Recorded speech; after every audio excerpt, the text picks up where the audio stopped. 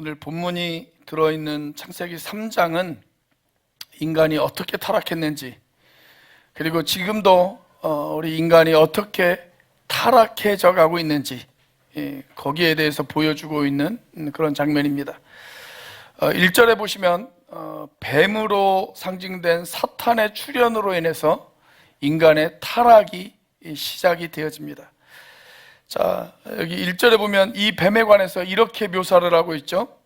뱀은 여호와 하나님이 지으신 들짐승 중에 가장 간교하니라. 도대체 이 뱀은 어떤 존재일까요? 우리는 훗날 성경의 가장 마지막 책인 요한계시록을 통해서 이 뱀의 정체를 우리가 확인할 수가 있습니다.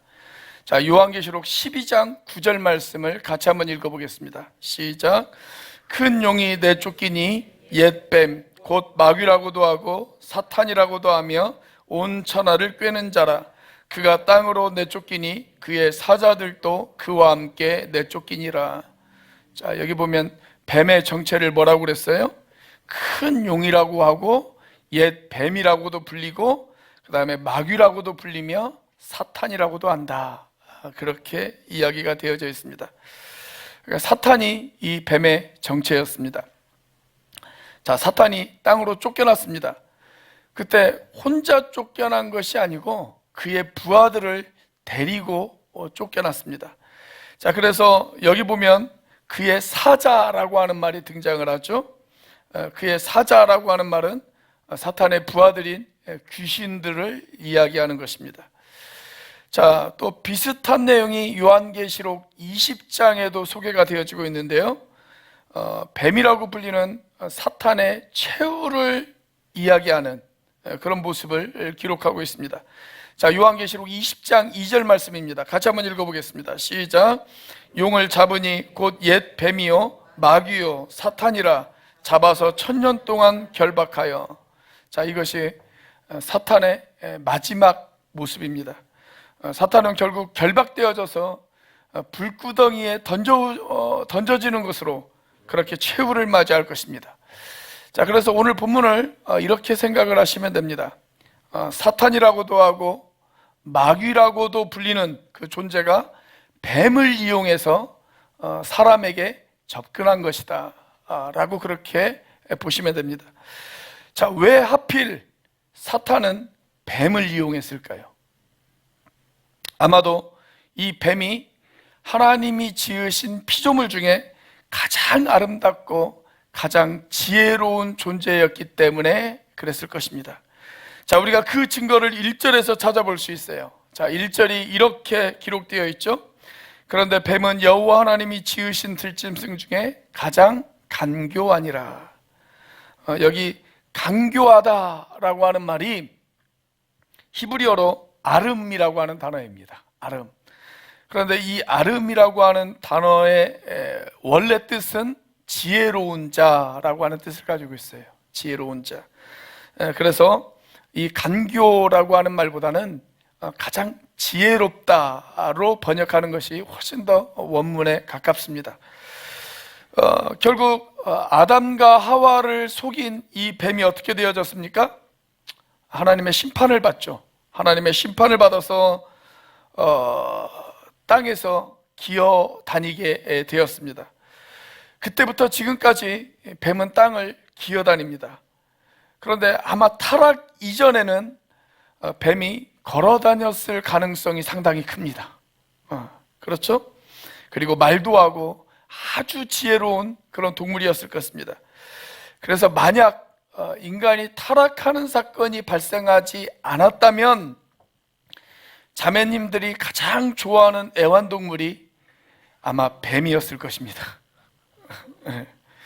그래서 장 보러 갈 때 장바구니에 다 뱀 한 마리씩 집어넣고 그러면서 어머 그 집 뱀은 왜 그렇게 비늘이 예뻐요, 그렇게 수다를 떠는 아마 그런 일들이 벌어졌는지도 모르겠습니다. 여러분, 뱀을 장바구니에 넣고 독사굴에 손을 넣어도 물지 않는 그런 아름다운 일이 벌어지지 않았겠습니까? 얼마나 아름다운 일입니까? 자, 그런데 왜 여자들이 뱀을 이렇게 지겹게 생각하고 무섭게 생각하고 또 피하게 되어졌을까요?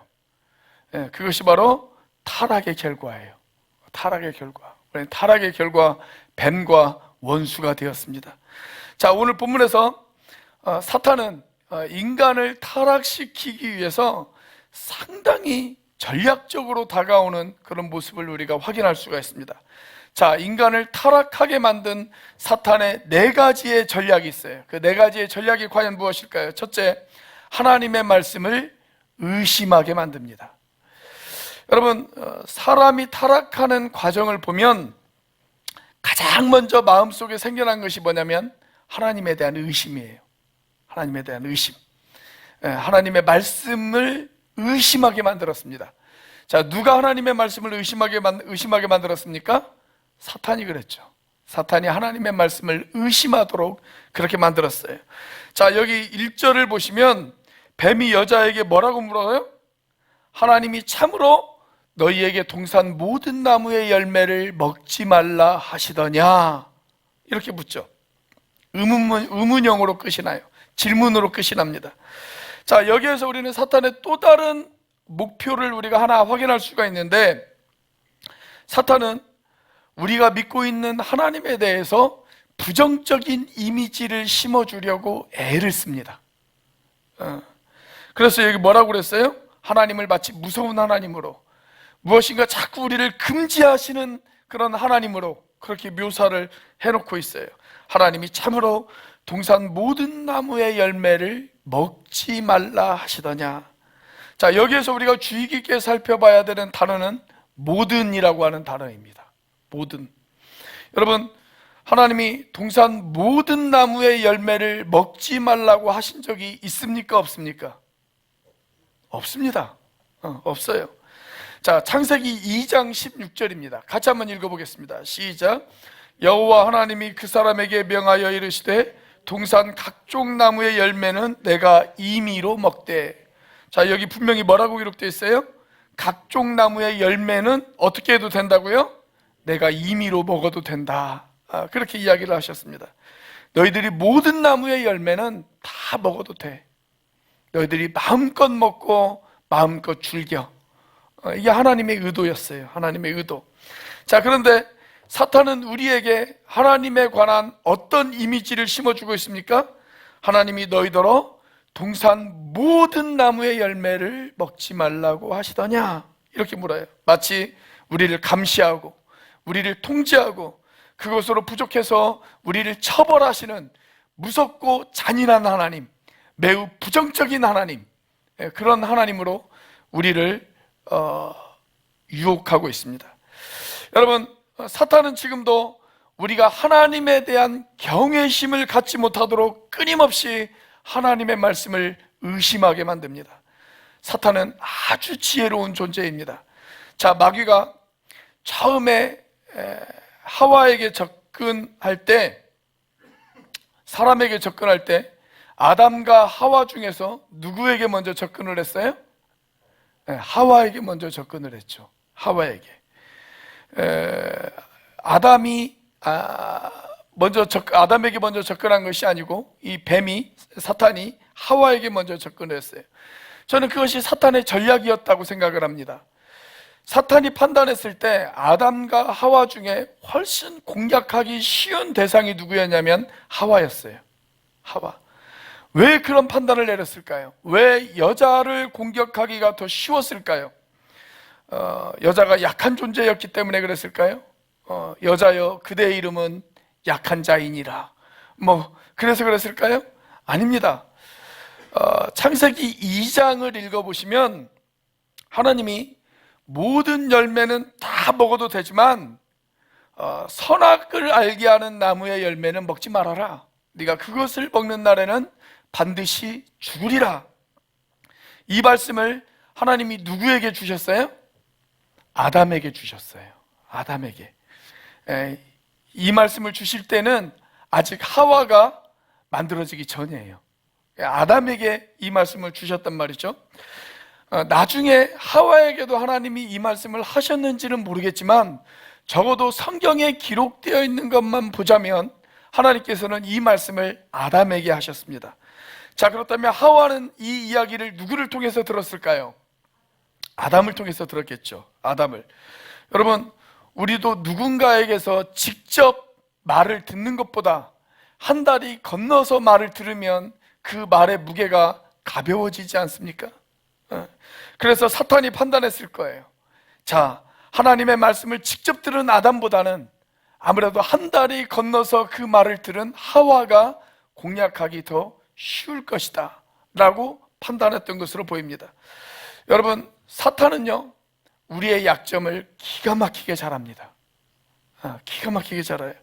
그래서 바울 사도는 에베소서 4장 27절에서 저와 여러분들에게 권면하기를 이렇게 권면합니다. 마귀에게 틈을 주지 말라. 그렇게 이야기합니다. 여러분, 마귀는 저와 여러분의 틈을 노려요. 약점을 노립니다. 그 약점을 기가 막히게 잘 알고 있습니다. 내 약점이 어디에 있는가? 내가 내 약점을 몰라도 마귀는 내 약점을 압니다.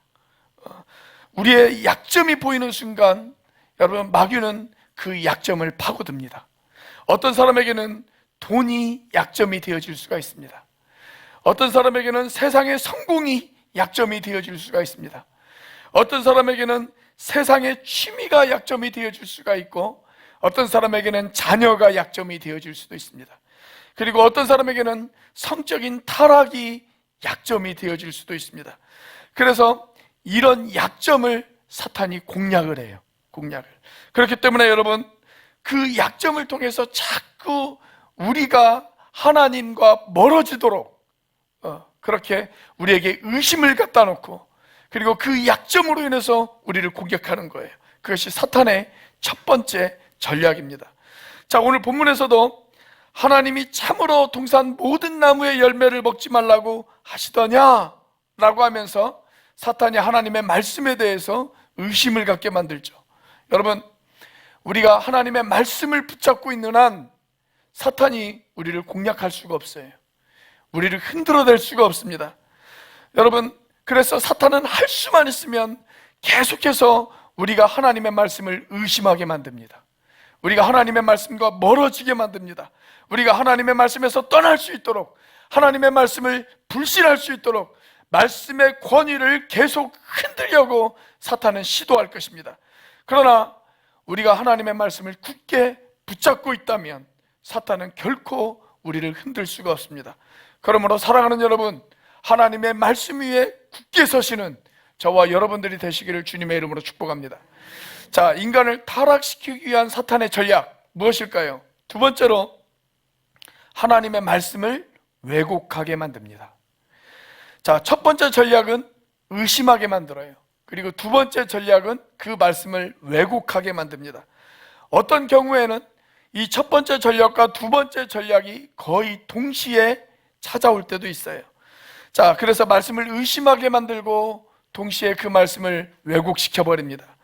에덴 동산의 비극은 사탄이 하와에게 접근해서 말씀을 의심하게 만들었을 때 하와가 그 사탄에게 반응했다는 것에서부터 그 비극이 시작이 되어집니다. 자, 1절에서 사탄이 여자에게 접근했어요. 그리고 말을 걸어요. 하나님이 참으로 동산 모든 나무의 열매를 먹지 말라고 하시더냐? 라고 그렇게 말을 겁니다. 자, 그 말에 하와가 반응을 했어요. 그게 문제예요. 반응을 했어요. 여러분, 죄를 예방하는 가장 좋은 방법은 뭐냐면 죄를 지을 일에 아예 반응하지 않는 것입니다. 반응하지 않는 것. 죄를 지을 만한 상황이나 죄를 지을 만한 여건이나 환경을 그냥 지나가는 것, 쳐다보지도 않고 그냥 지나가는 것, 그게 제일 좋은 방법이에요. 그런데 지나가다가 한번 보기만 할까? 뭐 잠깐 보는 건데 뭐 어때? 그리고 고개를 돌려 바라보는 순간 어떻게 돼요? 그때부터 비극은 시작되어지는 거예요. 비극은 처음에는 그냥 보기만 하지 뭐 이렇게 시작이 되어졌다가 그 다음이면 딱 한 번이면 괜찮겠지, 이렇게 되어지는 겁니다. 여러분, 오늘 본문의 3절에서 하나님의 말씀이 어떻게 왜곡이 되어지는지 우리가 살펴볼 수가 있습니다. 자, 3절을 같이 한번 읽어보겠습니다. 시작. 동산 중앙에 있는 나무의 열매는 하나님의 말씀에 너희는 먹지도 말고 만지지도 말라 너희가 죽을까 하노라 하셨느니라. 자, 여기 보면 하나님이 원래 하셨던 말씀, 자, 이 3장 3절은 지금 하와가 한 말이거든요.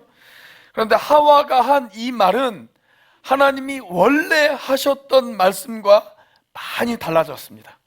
많이 달라졌어요.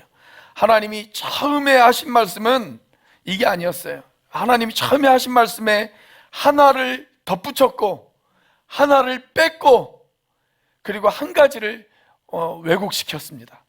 자, 우선 덧붙인 게 있습니다. 하나님이 하신 말씀에 덧붙인 것, 뭘 덧붙였어요? 만지지도 말라. 이걸 덧붙였어요. 만지지도 말라. 그런 말씀은 하나님이 하신 적이 없어요. 만지지도 말라 이런 말씀을 하신 적이 없습니다. 여러분, 우리는 자꾸만 하나님의 말씀에 무엇인가를 자꾸 덧붙이려고 하는 그런 유혹을 느낄 때가 있습니다. 자, 그 다음에 또 뺀 것이 있어요. 본래 하나님이 하신 말씀에서 한 가지를 뺐어요. 그래서 하나님의 말씀을 훨씬 가볍게 만들어 버렸습니다. 자, 뭘 뺐습니까? 반드시라고 하는 단어를 뺐어요. 반드시. 하나님께서는 먹으면 반드시 죽으리라 그렇게 이야기를 했습니다. 그런데 여기서 반드시를 빼버렸어요.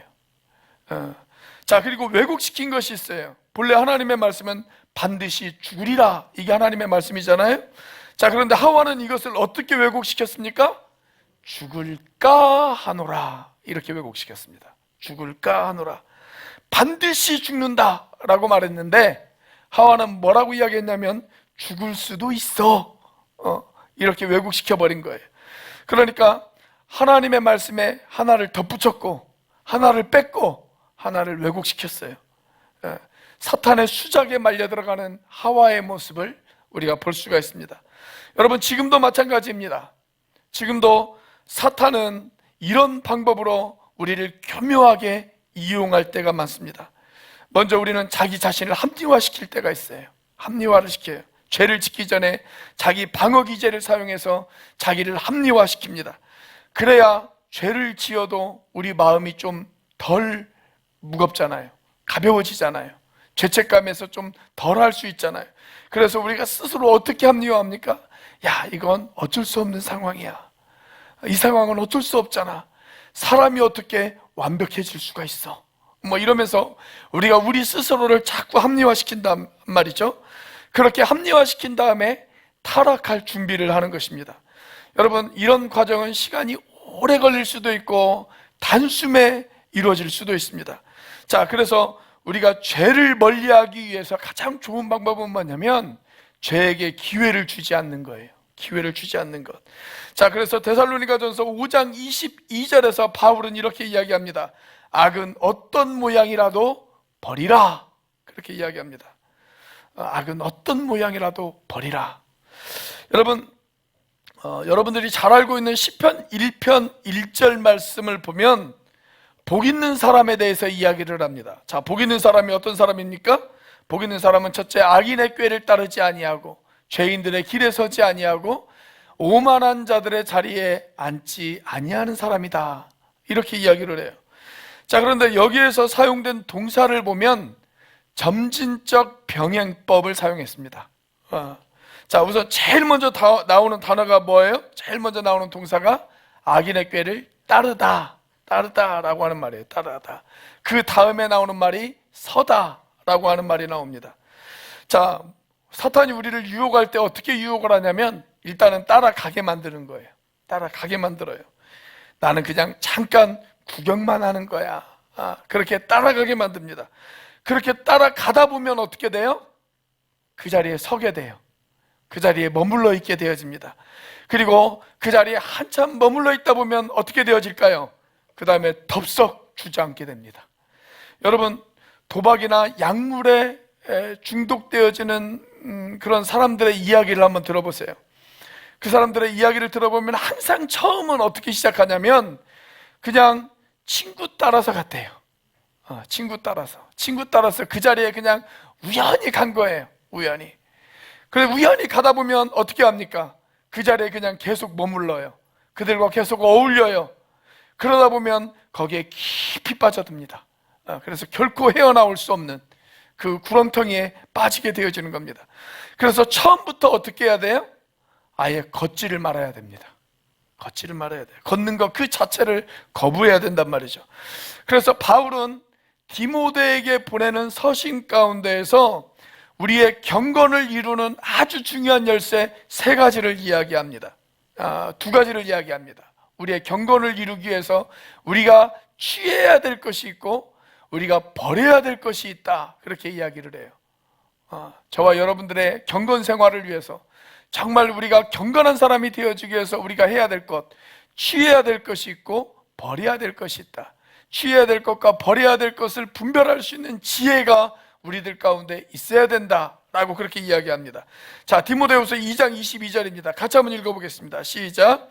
또한 너는 청년의 정욕을 피하고 주를 깨끗한 마음으로 부르는 자들과 함께 의와 믿음과 사랑과 화평을 따르라. 자, 우리가 의와 믿음과 사랑과 화평을 따르기 위해서는 먼저 강조되어지는 동사가 있어요. 자, 첫째 강조되어지는 동사가 뭐예요? 피하라. 그 다음에 강조되어지는 게 뭐예요? 함께하라. 피할 것이 있고 함께해야 될 것이 있다라는 거예요. 자, 뭘 피해야 됩니까? 정욕을 피하라, 그렇게 이야기하고 있습니다. 정욕을 피하라. 죄 지을 일, 죄 지을 마음, 죄 지을 생각, 죄 지을 환경, 죄 지을 상황, 그런 것들을 피해야 된다라는 거예요. 피해야 된다. 그런데 피하기만 하는 그런 소극적인 방법으로는 우리의 경건을 이룰 수가 없어요. 뭔가 적극적인 자세가 필요합니다. 그래서 강조하는 것이 뭐예요? 함께하라라는 것입니다. 함께하라. 누구와 함께해야 된다고요? 주를 깨끗한 마음으로 부르는 자들과 함께해야 된다라는 것입니다. 나에게 신앙적으로 도움이 되어질 수 있는 사람, 나에게 선한 영향력을 끼칠 수 있는 사람, 신앙적으로 나를 격려해 줄 수 있고 나에게 용기를 불러다 줄 수 있고 나를 일으켜 세워줄 수 있고 그리고 나를 믿음으로 격려해 줄 수 있는 사람, 그들과 함께 해야 된다라고 하는 것입니다. 이제 곧 누군가는 새로운 학교에 입학을 하게 되어질 것입니다. 그리고 누군가는 새로운 학년에 진학을 하게 되어질 것입니다. 또 누군가는 새로운 직장에 취직을 할 것이고 누군가는 새로운 환경을 맞이하게 되어질 것입니다. 여러분, 그때 피해야 될 사람들을 피하고 주변에 정말 주님의 이름을 부르는 깨끗한 마음을 가진 사람들이 많이 생겨날 수 있기를 주님의 이름으로 축복합니다. 여러분, 우리가 그런 사람이 되어지기를 바랍니다. 정말 주의 깨끗한 마음으로 주의 이름을 부르는 사람들, 그래서 우리 주변에 많은 사람들에게 영향을 줄 수 있는, 선한 영향력을 끼칠 수 있는 저와 여러분들이 되시기를 주님의 이름으로 축복합니다. 자, 인간을 타락시키기 위한 사탄의 전략 무엇일까요? 세 번째로 하나님의 말씀을 부인하게 만듭니다. 자, 일단 첫 번째로는 말씀을 의심하게 만들었어요. 그리고 말씀을 왜곡시켰어요. 그리고 이제는 그 하나님의 말씀을 부인하게 만들어요. 자, 창세기 3장 4절입니다. 같이 한번 읽어보겠습니다. 시작. 뱀이 여자에게 이르되 너희가 결코 죽지 아니하리라. 자, 하나님은 뭐라고 이야기하셨습니까? 창세기 2장 17절 말씀을 보면 하나님의 원래 말씀은 내가 먹는 날에는 반드시 죽으리라, 이것이 본래 하나님의 말씀이었습니다. 자, 그런데 하나님의 말씀과는 정반대로 이야기를 하고 있죠. 하나님의 말씀은 반드시 죽으리라 그렇게 말했는데 사탄은 뭐라고 이야기합니까? 결코 죽지 아니하리라, 이렇게 이야기를 한단 말이죠. 여러분, 만약에 사탄이 처음부터 이런 거짓말을 했다면 하와가 아니야, 그건 거짓말이야, 그렇게 이야기를 했을 것입니다. 그런데 처음에는 하나님이 정말 동산 모든 열매를 먹지 말라고 했니? 라고 해서 의심을 가져다 주고 그 다음에 하나님의 말씀을 왜곡시키고 그 다음에 거짓말을 했단 말이죠. 그 다음에 그 거짓말이 통해요.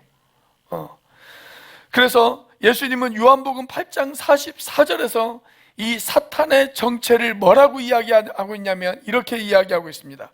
그가 거짓말쟁이요 거짓의 아비가 되었다, 그렇게 이야기합니다.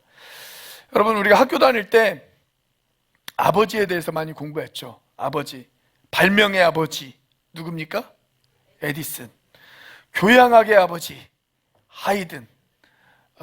인상파 화가의 아버지 모네. 뭐 그런 아버지에 대해서 많이 들었잖아요. 제가 만약에 교과서를 만드는 사람이라면 저는 거기에다 한 가지를 더 집어넣고 싶어요. 거짓의 아버지. 정답이 뭡니까? 사탄 마귀. 사탄 마귀. 여러분, 사탄 마귀는 오늘 또 과학의 이름으로 거짓을 우리에게 이야기를 합니다. 과학적이다 그러면 우린 그걸 믿잖아요. 그렇죠? 그것이 정말 과학적인지 따져보지도 않고 과학이라는 이름으로 포장을 해버리면 우리는 그것을 믿는단 말이죠. 과학 시간에 진화론을 배우니까 사람들이 진화론이 마치 과학적인 것처럼 그렇게 생각을 한단 말이죠. 그런데 여러분, 진화론이 과학적으로 입증된 사례는 단 한 번도 없습니다. 과학적으로 증명되어지지 않았어요. 그건 어디까지나 가설일 뿐이에요. 가설. 우리가 거기에 대한 영상을 지난 수요일 날 아마 수요예배 참석하신 분들은 보셨죠? 아마 일부를 보셨을 겁니다. 그 영상의 일부를. 나머지 또 일부는 우리가 생명의 삶 공부할 때 그때 보도록 하겠습니다. 그냥 과학이라고 하는 이름의 그 거짓말을 우리는 그냥 믿는단 말이죠. 또 철학이라고 하는 이름의 거짓말을 그냥 믿어요. 예술이라고 하는 이름의 사탄의 거짓말을 그냥 믿습니다. 사랑이라고 하는 이름의 사탄의 거짓말을 그냥 믿어요. 그래서 자꾸 우리에게 바람을 불러일으켜요. 야, 너도 로맨스를 한번 추구해봐. 너의 인생이 얼마나 행복해지는지 몰라. 그러면서 우리에게 바람을 심어줍니다. 그리고 그 바람을 따라가다 보면 어떻게 되어질까요? 그것이 우리에게 행복을 가져다 주기는커녕 오히려 우리에게 비극을 가져다 주죠. 수많은 사람들이 상처를 받는 비극을 맞이하게 됩니다. 여러분, 사탄은 항상 우리에게 거짓말을 해요. 그럴듯하게 포장해서 거짓말을 합니다. 이것이 사탄의 전략이에요. 자, 그래서 바울은 이 사탄의 전략을 이렇게 폭로합니다. 자, 고린도후서 11장 3절 말씀 같이 한번 읽어보겠습니다. 시작. 뱀이 그 관계로 하와를 미혹한 것 같이 너희 마음이 그리스도를 향하는 진실함과 깨끗함에서 떠나 부패할까 두려워하노라. 뱀이 처음 여자인 하와를 미혹했던 것처럼 지금도 사탄은 저와 여러분들을 미혹합니다. 그래서 그리스도를 향한 마음에서 떠나가게 하도록 그렇게 우리를 만든다라는 거예요. 사탄의 전략은 옛날이나 지금이나 똑같습니다. 항상 우리를 속입니다. 우리를 속여요. 거짓말로 다가와요. 심지어는 자기 자신의 모습도 숨겨서 우리에게 접근을 해요. 자, 고린도후서 11장 14절 같이 한번 읽어보겠습니다. 시작. 이것은 이상한 일이 아니니라 사탄도 자기를 광명의 천사로 가장하나니. 여러분, 사탄이 나는 사탄이다 이렇게 자신의 정체를 밝히면서 우리에게 다가오면 우리가 대처하기가 아주 쉽습니다. 예수의 이름으로 명하노니 사탄아 물러가라 그러면 돼요. 자, 그런데 사탄은 우리에게 찾아올 때 자기 자신을 숨깁니다. 광명의 천사로 숨깁니다.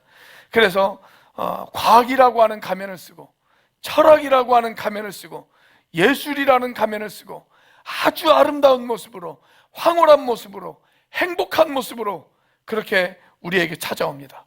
변장해서 찾아와요. 사탄은 굉장한 전략가입니다. 전략이 아주 뛰어납니다.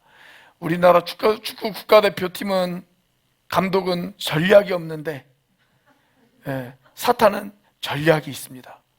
전략이 얼마나 뛰어난지 몰라요. 사탄에게 박사학위를 준다면 심리학 박사학위를 몇 개나 줄 수가 있어요. 우리의 마음을 누구보다도 잘 알아요. 우리의 약점을 기가 막히게 잘 압니다. 그래서 우리가 하나님의 말씀을 정면으로 부정할 수 있도록 그렇게 만들어 놓습니다. 사탄은 이야기합니다. 너희가 정녕 죽지 않으리라. 결코 죽지 않으리라. 그런데 하나님은 뭐라고 하셨어요? 반드시 죽으리라 그렇게 말씀하셨단 말이죠. 반드시 죽으리라. 자, 둘 중에 한 명은 거짓말을 하는 거예요. 하나님은 반드시 죽으리라 말씀하셨어요.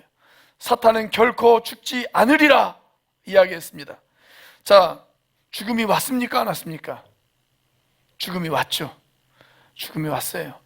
그 결과 모든 인류에게 다 죽음이 찾아왔습니다.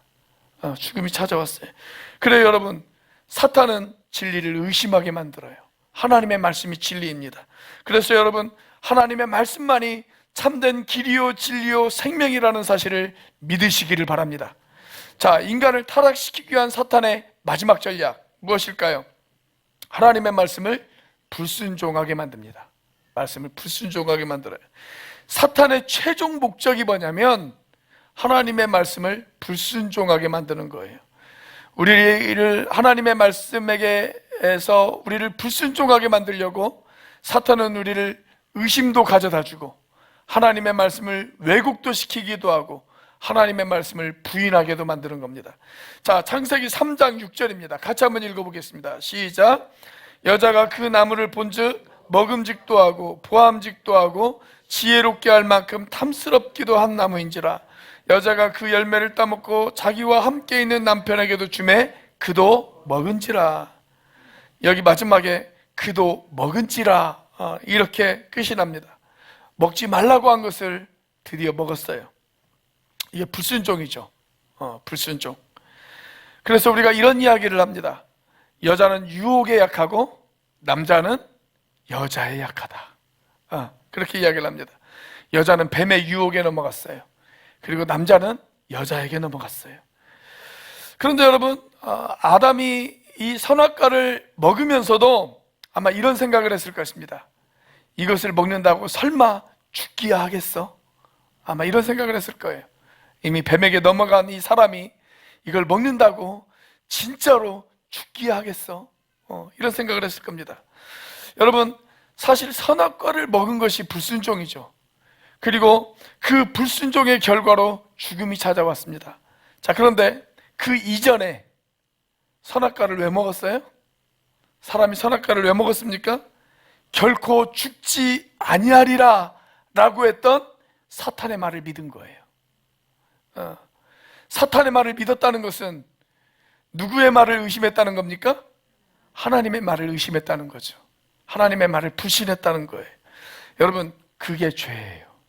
그게 죄. 선악과를 먹은 것이 죄가 아니라 하나님의 말씀을 의심한 것, 하나님의 말씀을 믿지 못한 것, 그게 죄예요. 그게 죄. 그래서 가끔 사람들이 그런 이야기를 할 때가 있어요. 나는 나쁜 짓을 하지 않았어. 나는 태어나서 지금까지 단 한 번도 죄를 지은 적이 없어. 그런데 내가 왜 지옥에 가야 돼? 그렇게 이야기하는 사람들이 있어요. 여러분, 무엇을 했느냐 안 했느냐는 중요하지가 않습니다. 하나님을 믿지 않았다면, 하나님을 신뢰하지 않았다면, 하나님의 말씀을 불신했다면 여러분, 그게 바로 죄예요. 그리고 그 죄 때문에 영원한 형벌을 받는 것입니다. 자, 이때 사탄이 인간을 타락시키기 위해서 결정적으로 사용한 세 가지의 무기가 있습니다. 세 가지의 무기. 자, 여기 보면 선악을 알게 하는 나무의 열매를 보았을 때 하와가 어떤 것을 느꼈어요? 6절을 보시면 먹음직도 하고 보암직도 하고 지혜롭게 할 만큼 탐스러웠다. 그렇게 이야기를 합니다. 여러분, 이것이 사탄의 세 가지 무기입니다. 세 가지 무기. 사탄이 가장 잘 사용하는 세 가지의 무기. 사탄은 지금도 이 세 가지의 무기를 사용하고 있습니다. 저와 여러분에게도 이 세 가지의 무기로 접근합니다. 사도 요한은 이 세 가지의 무기를 이렇게 이야기했습니다. 요한일서 2장 16절입니다. 같이 한번 읽어보겠습니다. 시작. 이는 세상에 있는 모든 것이 육신의 정욕과 안목의 정욕과 이생의 자랑이니 다 아버지께로부터 온 것이 아니요 세상으로부터 온 것이라. 자, 사탄의 세 가지 무기. 요한이 뭐라고 이야기를 했어요? 육신의 정욕, 안목의 정욕, 이생의 자랑. 여러분, 이거 먹어봐. 얼마나 보기에 먹음직하지 않니? 여러분, 이건 뭐예요? 육신의 정욕이죠. 먹어봐. 얼마나 먹음직해. 육신의 정욕. 야, 이거 참 보기 좋네. 보기 좋네. 이건 뭐예요? 안목의 정욕. 너 이거 먹으면 하나님처럼 될 거야. 자기를 하나님의 자리에 올려놓고 싶어하는 욕망. 여러분, 이게 뭡니까? 이생의 자랑. 이생의 자랑. 이게 사탄의 세 가지 무기예요. 나는 사탄의 이런 공격을 받지 않을 자신이 있습니다. 이런 공격을 받는 사람은 신앙 초짜나 가능한 것입니다. 이렇게 생각하신다면 천만의 말씀이고 만만의 공덕입니다. 여러분, 예수님마저도 이 세 가지의 공격을 받으셨어요. 그죠? 예수님마저도 이 세 가지의 공격을 받았습니다. 자, 광야에서 40일간 금식하시고 기도하실 때 사탄이 와서 뭐라고 이야기를 합니까? 이 돌들을 명하여 떡덩이가 되게 하라, 그렇게 이야기하잖아요. 여러분, 배고픈 사람에게 떡 이야기를 하면 얼마나 먹고 싶겠습니까? 여러분, 이게 뭐예요? 육신의 정욕이죠. 육신의 정욕. 자, 두 번째로 성전 꼭대기로 예수님을 데리고 갑니다, 사탄이. 그리고 뭐라고 이야기합니까? 뛰어내리라. 그러면 네 발이 땅에 닿기 전에 천사가 너를 들어 올리리라. 그러면 너 유명해져. 사람들이 너에 대해서 환호할 거야. 너를 섬길 거야. 너는 굉장한 존재가 되어질 수가 있어. 이게 뭐예요? 이생의 자랑이죠. 이생의 자랑. 자, 그리고 세 번째, 천하 만국의 모든 영광을 보여주면서 사탄이 뭐라고 이야기합니까? 나에게 절만해. 그러면 네 눈에 보이는 것 내가 다 줄게. 여러분, 이게 뭐예요? 안목의 정욕이죠. 그런데 예수님은 사탄의 이 세 가지의 무기 앞에서 어떻게 승리하셨을까요? 예수님의 무기는 뭐였을까요? 예수님의 무기. 예수님의 무기는 하나님의 말씀이었죠. 특별히 신명기에 기록된 하나님의 말씀이었습니다. 예수님은 사탄의 이 세 가지 무기에 대해서 예수님이 공격하실 때 신명기에 있는 말씀들로 사탄을 공격을 합니다. 자, 사탄이 꺼내든 첫 번째 무기, 육신의 정욕. 그 앞에서 예수님은 뭐라고 이야기를 했습니까? 사람이 떡으로만 살 것이 아니요, 이렇게 이야기를 합니다. 자, 그런데 그보다 앞서서 말씀하신 것이 하나 있어요. 그게 뭐예요? 기록되었으되, 그렇게 이야기합니다. 기록되었으되. 이게 굉장히 중요합니다. 그러니까 사탄이 유혹했을 때 예수님은 제일 먼저 생각한 것이 뭐예요? 하나님의 말씀을 생각했단 말이죠. 기록된 하나님의 말씀, 그 말씀을 예수님께서는 떠올리셨어요. 그리고 그 말씀을 붙들고 그 말씀으로 승리했습니다. 자, 두 번째 무기, 이생의 자랑 앞에서 예수님은 역시 신명기의 말씀으로 공격을 하십니다. 그래서 뭐라고 이야기합니까? 주 너희 하나님을 시험하지 말라, 그렇게 이야기하십니다. 세 번째 무기인 안목의 정욕 앞에서도 예수님은 신명기의 말씀으로 이야기를 하십니다. 주 너희 하나님께 경배하고 다만 그를 섬기라, 그렇게 이야기를 하십니다. 여러분, 그러면서 예수님께서 뭐라고 이야기를 하세요? 사탄아, 물러가라, 그렇게 이야기하시잖아요. 자, 이제 결론을 맺겠습니다. 저와 여러분을 타락시키기 위한 사탄의 출발은 하나님의 말씀에서 멀어지게 하는 것, 그것으로 시작이 되어집니다. 여러분, 우리가 하나님의 말씀과 멀어지면, 내가 하나님의 말씀을 멀리하면, 그 말씀에서 떠나면, 여러분, 그때는 우리의 패배는 확실합니다. 승리할 수가 없습니다. 그러나 우리가 사탄의 공격에서 승리하기 위해서는 하나님의 말씀을 가까이 하셔야 합니다. 하나님의 말씀을 읽으셔야 합니다. 하나님의 말씀을 묵상하셔야 합니다. 하나님의 말씀을 들으셔야 합니다. 그리고 그 말씀을 내 삶 가운데 실천하려고 애를 쓰셔야 합니다. 그것이 예전이나 지금이나 우리가 승리할 수 있는 유일한 방법입니다. 그렇기 때문에 사랑하는 여러분, 신앙생활의 성공과 실패는 우리가 하나님의 말씀을 얼마나 가까이 하느냐, 거기에 달려 있습니다. 말씀을 들어야 우리의 믿음도 생겨납니다. 말씀을 들어야 우리의 믿음이 성장합니다. 말씀을 들어야 우리가 사탄의 시험으로부터 승리할 수가 있습니다. 그렇기 때문에 하나님의 말씀을 늘 가까이 하시는 저와 여러분들이 되시기를 주님의 이름으로 축복합니다. 그래서 시편 기자는 저와 여러분들에게 이렇게 이야기하고 있지 않습니까? 내가 주께 범죄하지 아니하려 하여 주의 말씀을 내 마음에 두었나이다. 사랑하는 여러분, 오늘 또 주의 말씀을 여러분들의 마음에 두시기를 바랍니다. 여러분의 마음에 새기시기를 바랍니다. 그리고 그 말씀이 지워지지 않도록, 그 말씀이 늘 나를 지배하고 나를 다스릴 수 있도록 그렇게 여러분들이 말씀을 가까이 하시는 저와 여러분들이 되시기를 주님의 이름으로 축복합니다. 기도하시겠습니다.